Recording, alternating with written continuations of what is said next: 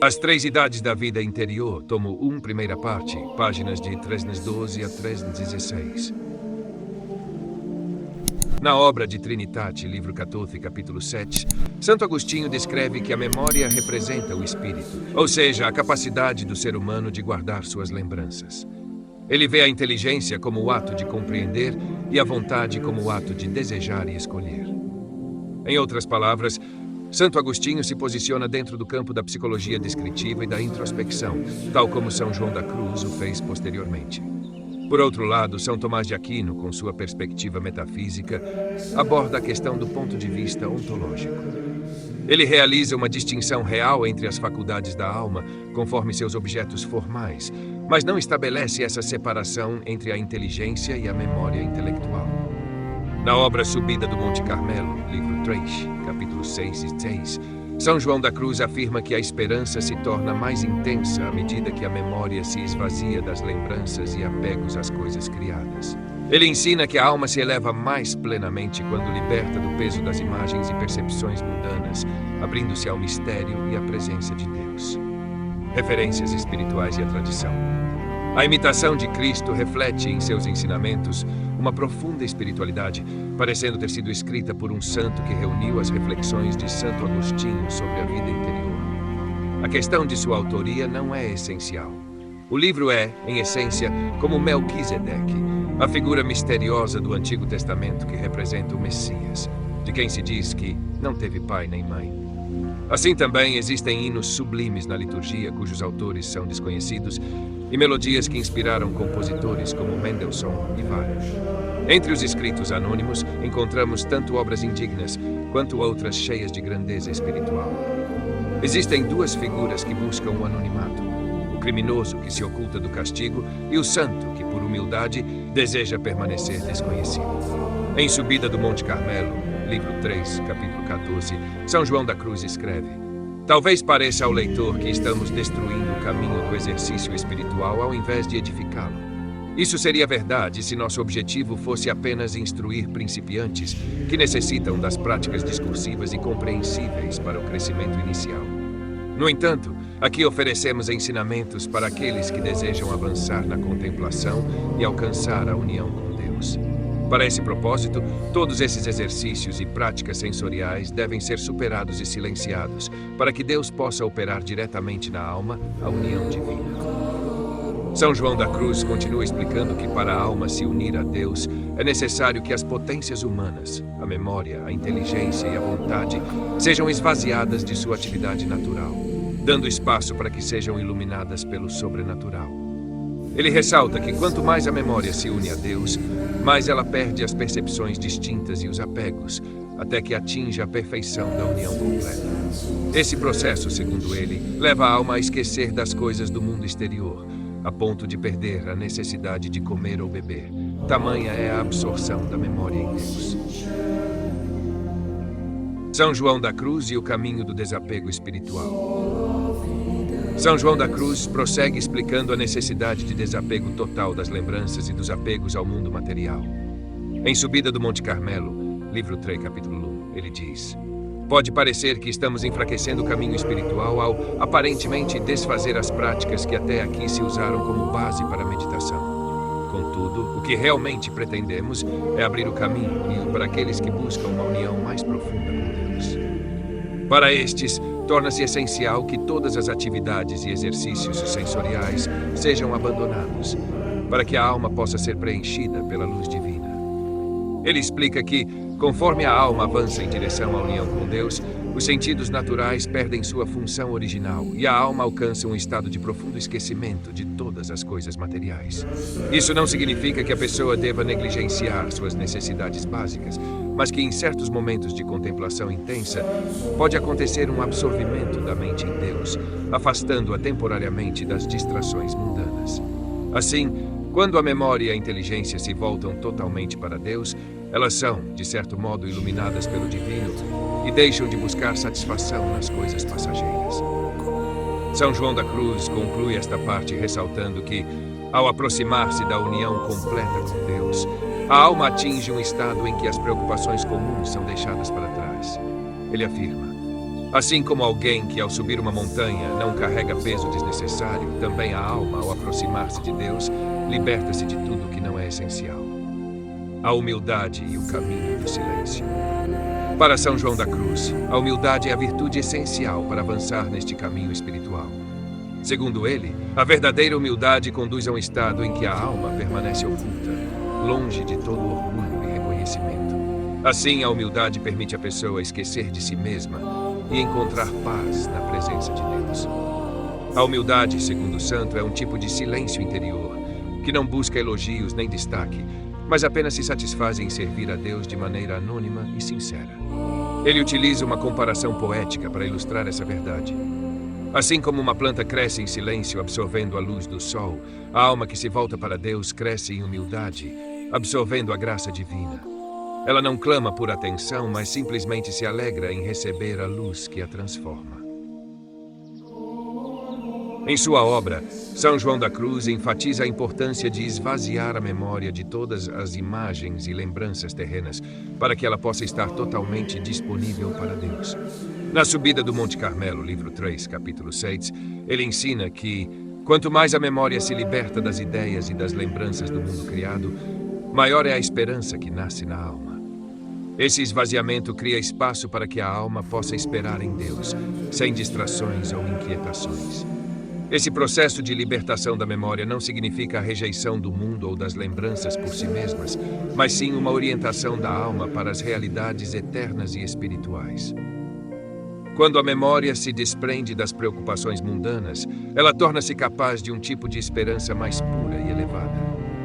A alma, então, não se apega ao que é passageiro, mas volta-se totalmente para Deus, encontrando nele sua verdadeira e única esperança. Imitação e anonimato na vida espiritual. A obra Imitação de Cristo é frequentemente mencionada como exemplo de um guia para a vida interior. Embora seu autor seja desconhecido, a imitação contém ensinamentos profundos sobre o desapego, a humildade e a busca pela união com Deus. O anonimato de seu autor confere-lhe uma dimensão quase atemporal e universal, semelhante à figura de Melquisedeque, descrito na Bíblia como sem pai nem mãe, representando o mistério de Cristo. São João da Cruz também valoriza o anonimato e a discrição na vida espiritual. Ele vê o anonimato como uma expressão de humildade, onde a alma se esconde do reconhecimento e da fama, buscando apenas agradar a Deus. Esse silêncio interior é para ele o caminho mais seguro para a paz e para a comunhão com o divino. O esvaziamento interior e a união com Deus. São João da Cruz descreve, em Subida do Monte Carmelo, livro 3, capítulo 5, como o caminho espiritual exige que a alma se esvazie de todas as coisas terrenas para abrir-se completamente a Deus. Ele explica que este esvaziamento é um processo pelo qual a alma se torna livre de todo apego e desejo pelas coisas do mundo, permitindo que a graça divina a preencha. Quando a alma está plenamente unida a Deus, ela perde até mesmo a lembrança de si mesma e das necessidades mundanas, como o alimento e a bebida, pois sua atenção está totalmente absorvida na presença divina. Esse estado de união é descrito como uma experiência em que a alma transcende suas faculdades naturais. A memória, a inteligência e a vontade, esvaziadas de suas operações comuns, são preenchidas por uma luz sobrenatural que eleva a alma à perfeição da união com Deus. Nesse estado, a alma já não deseja nada além de Deus e todas as distrações e preocupações se dissipam, permitindo uma paz profunda e duradoura. Notas sobre a vida contemplativa e os exercícios espirituais. São João da Cruz reconhece que este caminho de esvaziamento e de união com Deus pode parecer difícil, especialmente para os iniciantes. Ele afirma que é necessário, em um primeiro momento, praticar exercícios espirituais e meditações que fortalecem a fé e a devoção. Contudo, conforme a alma avança, esses exercícios tornam-se secundários, dando lugar a uma experiência mais direta da presença de Deus. Ele aconselha, então, que a pessoa deixe de lado os meios sensoriais e se entregue inteiramente ao mistério divino, permitindo que Deus atue livremente na alma. Nesse ponto, a alma deixa de fazer uso das práticas exteriores, pois alcançou um estado em que Deus é seu guia e sua luz interior. Esse é o objetivo final da vida contemplativa: alcançar uma intimidade total e silenciosa com Deus, onde não há mais barreiras entre a criatura e o Criador. Mas, Uma vez que se adquire o hábito da união, que é um grande bem, já não há mais esses esquecimentos no que diz respeito à razão moral e natural. Pelo contrário, nas ações convenientes e necessárias, uma perfeição muito maior, embora estas já não sejam realizadas por meio das formas e recordações da memória. Portanto, as ações da memória e das outras potências, neste estado, tornam-se todas divinas. Daí, as ações da alma unida são do Espírito Divino e são divinas. Assim, a alma é totalmente governada pelos 7 dons do Espírito Santo, e suas inspirações especiais a conduzem aos atos superiores das virtudes infusas que acompanham os dons. E assim, acrescenta o santo, as obras e orações dessas almas sempre têm efeito. Santo Tomás, Coist, 85. De acordo com a divina revelação, como diz o texto de Denzinger, 1786, as verdades naturais da religião podem ser prontamente conhecidas por todos, com firme certeza e sem mistura de erro. Santo Tomás, Coist, 167, ad 1. Em relação às virtudes, Santo Tomás escreve na Epístola aos Coríntios sobre a sabedoria que inflaciona. Ele argumenta que a sabedoria verdadeira não é apenas conhecer muitas coisas, mas entender a ordem, o propósito e a profundidade do conhecimento. O verdadeiro estudo deve estar ordenado para o bem de nossa salvação, realizado com entusiasmo para o amor de Deus e para a edificação de nossa alma. Ele também discute a virtude da diligência, que reprime a curiosidade vã e a preguiça intelectual, e nos ensina o que, como e quando devemos estudar, sempre com um fim moral e sobrenatural. Santo Tomás Kudor, 166, 188, ad 5. Santo Tomás explica que a sabedoria do mundo é tolice diante de Deus, como é mencionado em 1 Coríntios, capítulo 2, versículo 19. A sabedoria deste mundo é loucura diante de Deus. Ele também discute como a tolice está oposta ao dom da sabedoria, sendo um pecado que frequentemente nasce da luxúria. Santo Tomás diz, 1 Coríntios 6. Além disso, Santo Tomás fala sobre os perigos da obstinação nos próprios julgamentos, quando não queremos ouvir os conselhos que nos são dados por pessoas autorizadas. Esse tipo de obstinação é encontrado às vezes em certos espirituais que se extraviam. Eles têm zelo, mas um zelo amargo. Recusam-se a ouvir os conselhos e tentam impor suas próprias opiniões a todos, como se apenas eles tivessem a inspiração do Espírito Santo. Estão inflamados de orgulho espiritual, falham na caridade e tentam reformar tudo ao seu redor, podendo até se tornar inimigos da paz e causar divisões profundas. São João da Cruz, lamentando esses desvios, disse: "Coloque amor onde falta e você colherá amor." Santo Tomás Dworsky, 7:8. Santo Tomás também aborda o perigo da presunção nos julgamentos pessoais e nos conselhos espirituais. Ele menciona que, em várias ocasiões, pode-se ver alguém com zelo, mas sem discernimento, que rejeita a caridade e a unidade. Essa pessoa age como se tivesse um papel de reformador, sem considerar a necessidade de sabedoria nas suas ações. Santo Tomás, Cútico 15, Marcos 3, 5, Mateus 16, 24, Romanos 18, Joel 2. Imitação de Cristo. A Escritura deve ser lida com o mesmo espírito com que foi escrita. Reflita sobre o que lhe é dito e não sobre quem diz. O homem passa, mas a verdade do Senhor permanece para sempre. Deus nos fala de várias maneiras, sem fazer distinção de pessoas. Muitas vezes nossa curiosidade prejudica a leitura das Escrituras, pois queremos compreender e discutir onde deveríamos passar de forma simples. Se deseja aproveitar, leia com fé, humildade e simplicidade. Jamais deixe parecer sábio. Pergunte de coração aberto e ouça em silêncio as palavras dos santos. Não se incomode com as frases dos antigos, pois eles não as pronunciam em vão. Imitação de Cristo, livro Tulfilth. A dualidade dos movimentos na história. Jacques Maritain reflete sobre a história moderna e sua natureza dual. Ele afirma: como conciliar esses dois fatos aparentemente contraditórios? Por um lado, a história moderna parece caminhar para uma nova era medieval, onde a unidade e universalidade da cultura cristã seriam redescobertas e se espalhariam pelo mundo. Por outro lado, o movimento geral da civilização moderna parece conduzir-nos ao universalismo do anticristo, impondo sua tirania em vez do universalismo de Cristo e sua lei de liberdade. E assim parece quase impossível esperar uma unificação do mundo em um império cristão universal. Para mim, a resposta é a seguinte: vejo que dois movimentos coexistem em cada momento da história. Um eleva tudo o que vive na igreja, que está no mundo, mas não pertence ao mundo, guiada por Cristo, cabeça da humanidade. O outro movimento tenta arrastar tudo que pertence ao príncipe deste mundo, cabeça de todos os malvados. Impulsionada por esses dois movimentos internos, a história avança ao longo do tempo, até que a trama se rompe, como o joio crescendo junto com o trigo.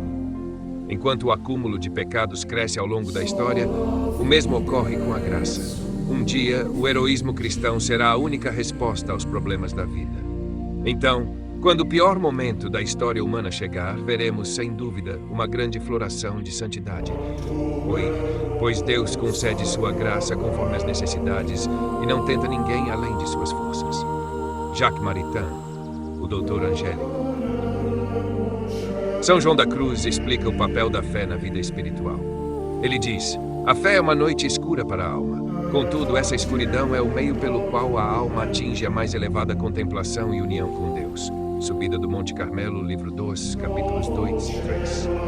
Além disso, São João Crisóstomo reflete sobre a natureza da fé com uma profundidade que nos convida à meditação. A fé é o fundamento das coisas que esperamos e a prova das coisas que não vemos. Carta aos Hebreus 1. Esse ensinamento é uma âncora espiritual, lembrando-nos de que a fé não se baseia no visível, mas na confiança em Deus, que guia e ilumina mesmo na escuridão. E os perigos dos falsos cristos e o triunfo de Cristo. No Evangelho segundo Mateus, encontramos uma advertência sobre o perigo de falsos profetas e mestres que tentariam enganar até mesmo os fiéis. Pois surgirão falsos cristos e falsos profetas e farão tão grandes sinais e prodígios que, se possível, enganariam até os eleitos. Evangelho segundo Mateus, de 18 e 24. Ainda no livro do Apocalipse, a promessa divina traz esperança e conforto, afirmando que os eleitos serão preservados durante a grande tribulação. Essas passagens sugerem que, no fim dos tempos, o maior esfo do mal coincidirá com o triunfo final de Cristo, assim como ocorreu durante sua vida terrena. E houve uma grande batalha no céu. Miguel e seus anjos batalhavam contra o dragão, e o dragão e os seus anjos batalhavam, mas não prevaleceram, nem mais se achou o seu lugar no céu. Apocalipse 12, 7 e 8.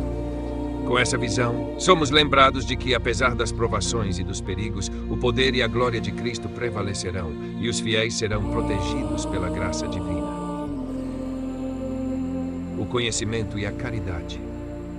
São Tomás de Aquino comenta a frase de São Paulo: a ciência incha, mas a caridade edifica, afirmando: o conhecimento, se isolado, sem a caridade, conduz à soberba. Acrescente-se a caridade ao conhecimento, e então o conhecimento será útil. Ele ainda recorda as palavras de São Bernardo: há aqueles que desejam saber apenas para conhecer, e isso é curiosidade. Outros para serem conhecidos, e isso é vaidade. Outros para vender o conhecimento e obter lucro, o que é vergonhoso.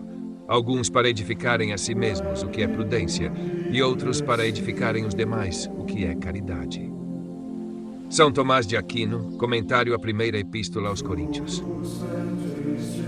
São Tomás aborda a importância da primeira visão da inteligência, que é a primeira percepção profunda do intelecto humano, tanto na ordem natural quanto na sobrenatural. A primeira visão da inteligência humana se volta para o ser inteligível das coisas sensíveis e para a verdade em geral. Sem essa visão, toda ciência e filosofia seriam impossíveis. A metafísica é a visão profunda do ser inteligível, que nos permite elevar-nos com segurança até Deus, o ser primeiro, causa suprema e fim último. São Tomás de Aquino.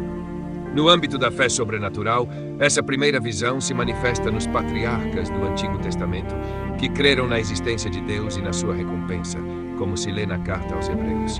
Ora, sem fé é impossível agradar a Deus, porque aquele que se aproxima de Deus deve crer que Ele existe e que recompensa aqueles que o buscam. Hebreus 6. Essa visão inicial também se expressa na admiração das multidões após o Sermão da Montanha, quando elas reconheceram em Jesus uma autoridade única. Quando Jesus acabou de falar, as multidões ficaram maravilhadas com o seu ensino, porque ele as ensinava com autoridade e não como os escribas. Evangelho segundo Mateus 7, 28, 29. A primeira visão espiritual também aparece na infância, na simplicidade e pureza com que uma criança contempla o mundo. São João da Cruz ensina que, ao longo da vida espiritual, A alma busca retornar a essa pureza inicial, chegando a uma visão profunda e serena da fé. A alma deve permanecer na noite escura da fé, que a conduzirá à mais elevada contemplação e união divina. Subida do Monte Carmelo, livro 2, capítulo 3.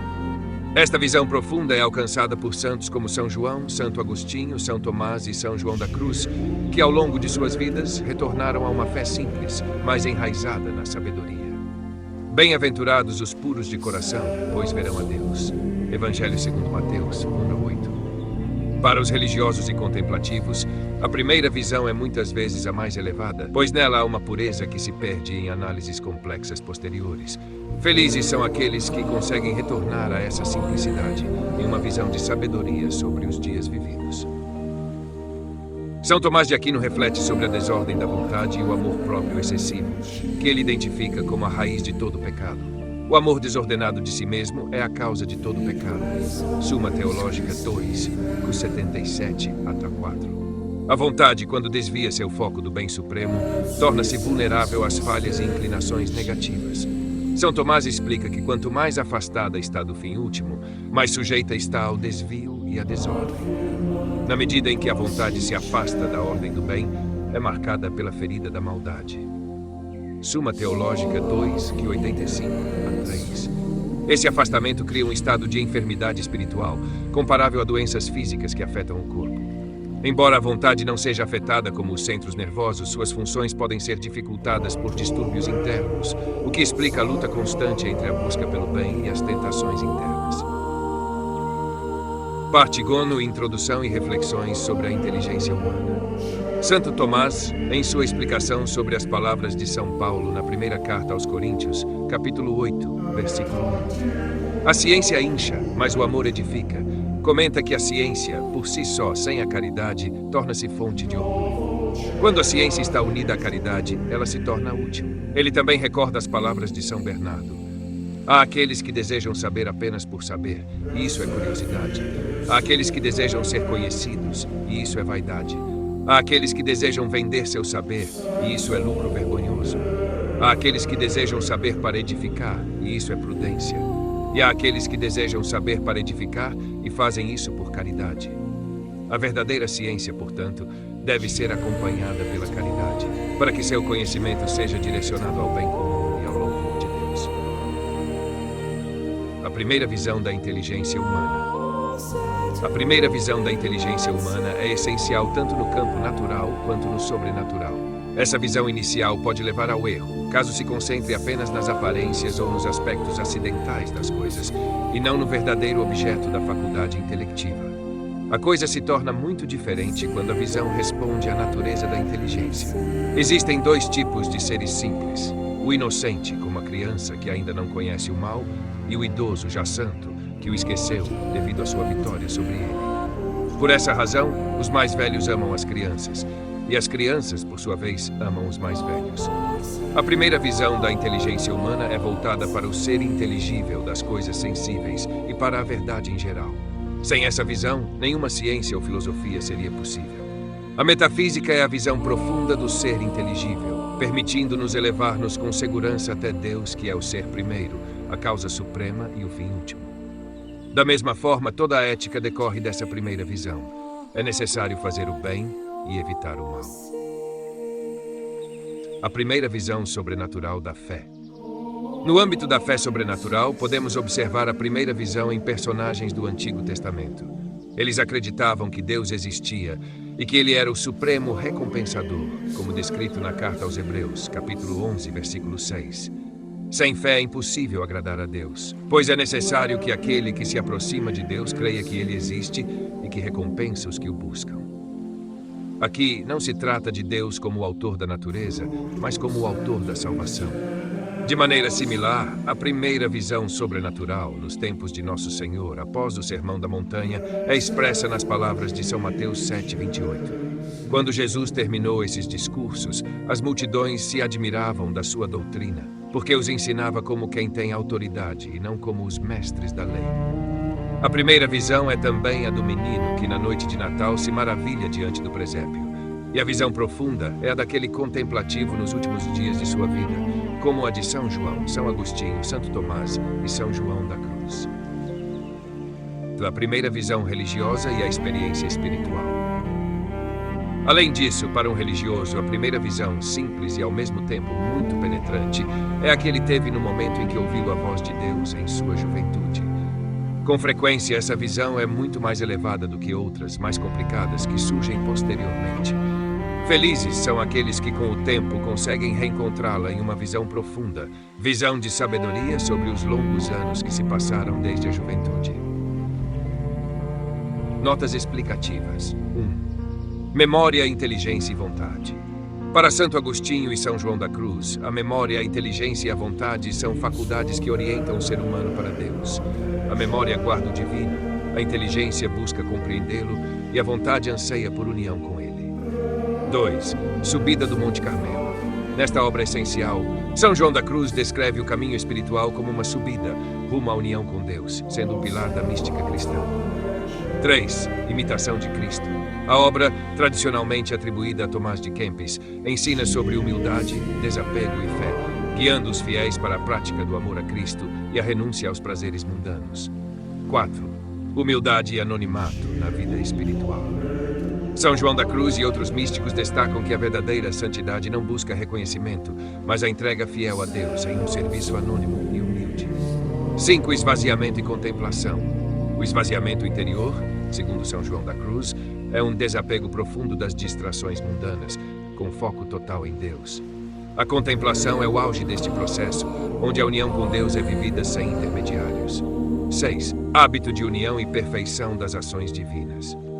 O hábito de união se refere ao estado avançado em que a alma próxima de Deus age em sintonia com a vontade divina, refletindo a santidade cristã.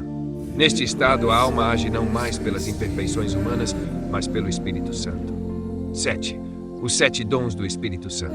Os 7 dons, sabedoria, entendimento, conselho, fortaleza, ciência, piedade e temor de Deus, são dados para orientar os fiéis a viver segundo a vontade divina e a alcançar virtude. A alma guiada por esses dons age conforme a inspiração divina. 8. Virtudes infusas e superiores. Virtudes infusas como fé, esperança e caridade são concedidas diretamente por Deus e se manifestam em atos elevados dirigidos pelo Espírito Santo, superiores às virtudes adquiridas pelo esforço humano. 9. Sabedoria e tolice do mundo. A sabedoria humana, muitas vezes egoísta, é contrastada com a sabedoria divina, que é humilde e voltada para o bem eterno. A tolice refere-se à busca de bens temporais em detrimento da salvação eterna. 10. Obstinados e zelosos. A obstinação ocorre quando alguém segue um caminho próprio sem aceitar a orientação dos outros, especialmente no contexto espiritual. Isso pode levar ao orgulho e à divisão, o que São João da Cruz critica. 11. Rejeição dos conselhos autorizados e zelo amargo. Rejeitar os conselhos de pessoas espiritualmente maduras pode distorcer a verdadeira fé. O zelo amargo é um zelo presunçoso, não fundamentado no amor verdadeiro, e é um obstáculo ao crescimento espiritual. 12. Sabedoria prática e moral no estudo. Santo Tomás ensina que o estudo deve ter um propósito moral e sobrenatural, alinhado com a salvação. O conhecimento deve ser buscado para o bem das almas e para a edificação da vida espiritual. 13. Religiosos e seu foco no estudo da ciência sagrada. Para os religiosos, o estudo da ciência sagrada deve ser prioritário. Outros campos do saber são secundários, salvo se diretamente relacionados à compreensão e prática da fé. 14. Imitação de Cristo. Este livro, atribuído a Tomás de Kempis, orienta a vida cristã através de ensinamentos sobre humildade, caridade e devoção, com o objetivo de alcançar a paz interior por meio da entrega espiritual. 15. Jacques Maritain, filósofo católico francês, Maritain escreveu O Doutor Angélico, onde analisa a influência da civilização cristã e os conflitos que moldam o destino da humanidade, destacando o movimento espiritual e o declínio moral. 16. São João da Cruz, místico e poeta. São João da Cruz é conhecido por sua doutrina da noite escura da alma, uma metáfora para a purificação espiritual através de crises profundas. Sua obra Subida do Monte Carmelo é central para a espiritualidade cristã. 17. Advertências bíblicas sobre os falsos cristos e o Apocalipse. O Evangelho de Mateus e o Apocalipse alertam sobre os falsos profetas, especialmente no fim dos tempos, refletindo a crença cristã de que a tribulação prepara o retorno e a vitória de Cristo. 18. São Tomás de Aquino, filósofo e teólogo medieval. São Tomás de Aquino é um dos maiores pensadores da Igreja Católica. Sua obra Suma Teológica é fundamental para a compreensão da moral cristã, da teologia e da filosofia. 19. A primeira visão. Este conceito se refere ao primeiro vislumbre de verdade e compreensão, tanto natural quanto sobrenatural. Para São Tomás, a primeira visão da inteligência é essencial para o entendimento posterior e para a fé, representando o primeiro encontro com a realidade divina. Queridos ouvintes, chegamos ao fim deste audiolivro e quero expressar minha profunda gratidão a todos que permaneceram conosco até aqui. Sua dedicação em acompanhar essa obra é um verdadeiro sinal de busca pela sabedoria e pelo crescimento espiritual. Que o conteúdo ouvido possa nutrir sua alma e fortalecer sua fé. Aproveito para convidá-los a explorar as playlists do canal Caminho Católico, onde vocês encontrarão outros tesouros espirituais.